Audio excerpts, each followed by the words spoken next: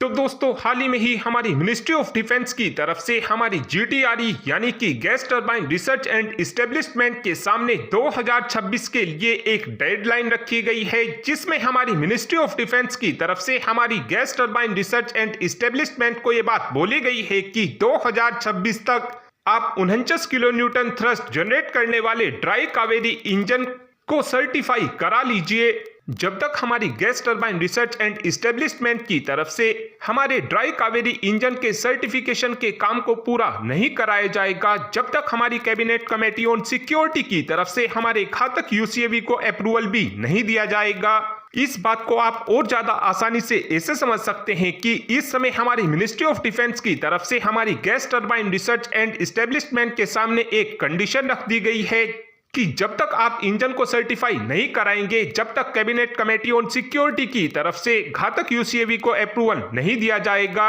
L&T हमारे घातक UCAV का डेवलपमेंट कम प्रोडक्शन पार्टनर होने वाला है और जैसे ही हमारे घातक UCAV के एयर फ्रेम के काम को आगे बढ़ाना शुरू किया जाएगा, उसके बाद हमारे ड्राई कावेरी इंजन को रशिया में फाइनल राउंड ट्रायल के लिए भेजा जाएगा। और अभी के लिए उम्मीद इस बात की जा रही है कि हमको हमारे घातक UCAV का प्रोटोटाइप 2029 के आसपास देखने को मिलेगा और 2031 के आसपास ही घातक UCAV को हमारी सेनाओं में इंडक्ट करना शुरू किया जाएगा। साथ में एक अपडेट DRDO की लाइट एडवांस टोर्ड आर्टिलरी गन सिस्टम को लेकर भी आया है। आप सभी ये बात जानते हो कि इस समय DRDO की तरफ से लाइट एडवांस टोर्ड आर्टिलरी गन सिस्टम को डेवलप करने की कोशिश की जा रही है और इस लाइट वेट एडवांस टोर्ड आर्टिलरी गन सिस्टम को लेकर अब बताया ये जा रहा है कि 2026 के अंत तक हमारी इस लाइट वेट एडवांस टोर्ड आर्टिलरी गन सिस्टम के ट्रायल्स को करना शुरू कर दिया जाएगा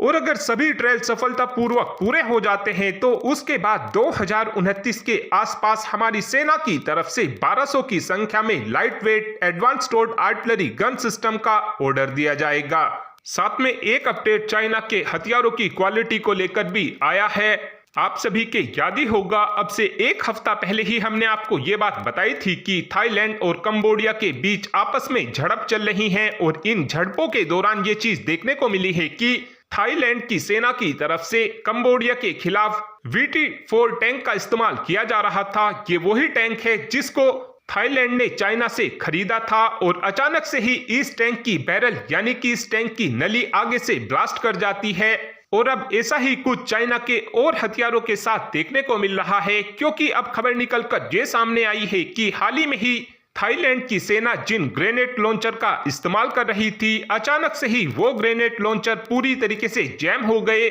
इस बात से आप समझ ही सकते हैं कि इस समय चाइना के हथियारों की क्वालिटी कितनी ज्यादा बेहतरीन होने वाली है। साथ में एक अपडेट हमारे पिनाका को लेकर भी आया है। दरअसल हाल ही में ही फ्रांस की सेना की तरफ से DRDO द्वारा बनाए जाने वाले पिनाका के 120 किलोमीटर रेंज वाले वर्जन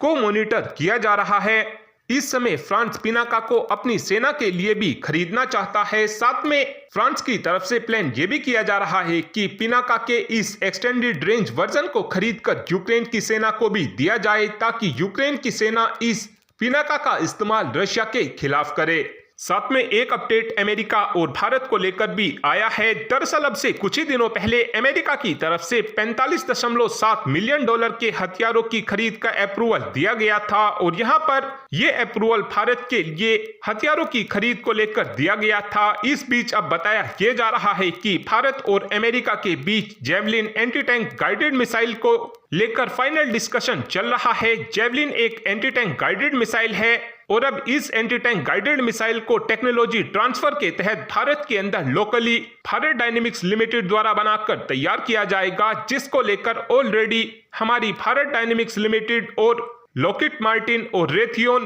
के बीच जो जॉइंट वेंचर है, उन्होंने भारत की भारत डायनेमिक लिमिटेड के साथ एक एग्रीमेंट को भी साइन कर लिया है।